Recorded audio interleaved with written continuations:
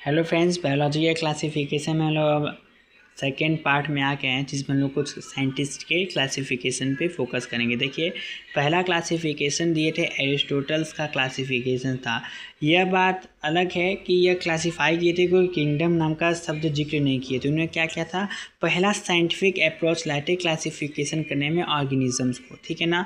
Plants और animals, इन्होंने इस संसार के जितने भी ऑर्गेनिजम्स थे ना, दो पार्ट में कर दिया, प्लांट में और एनिमल में। प्लांट में क्या रखा क्राइटेरिया, मॉर्फोलॉजी के बेस पे उन्होंने इस दुनिया के जितने भी पेड़ पौधे हैं उन सबको ट्री, श्रब, हर्ब्स, इन सब में रख दिया। और ऑर्गेनिजम्स में क्या कर दिया, ऐसे ऑर्गेनिजम्स जिनके पास ब्लड है उनको रेड रखा, मतलब जिनके पास आरबीसी है, जिनके पास प्रेजेंट नहीं इनको उन्होंने कहा ई एनीमिया, और जिनके पास एब्सेंट है उनको कहा एनीमिया, ठीक है ना। आरबी प्रेजेंट और मतलब आरबीसी प्रेजेंट और एब्सेंट, ठीक है ना। यह इनका क्लासिफिकेशन था।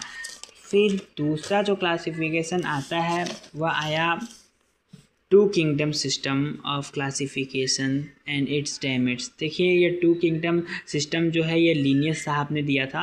वह इसकी कुछ जो खामियां रखी उस पर भी फोकस करेंगे। देखिए, इस दुनिया के जितने भी ऑर्गेनिजम्स हैं उनको डिवाइड कर दिया दो पोर्शन में, एक प्लांट में, एक एनिमिलिया में। प्लांट नहीं, वो प्लांटी बोलते हैं, एनिमिलिया बोलते हैं। क्राइटेरिया क्या रहा कि जिनके पास प्रेजेंस ऑफ सेल वॉल होगा ना उनको मैं प्लांट कहूँगा, और जिनके पास एब्सेंस ऑफ सेल वॉल है उनको मैं एनिमिलिया कहूँगा, ठीक है।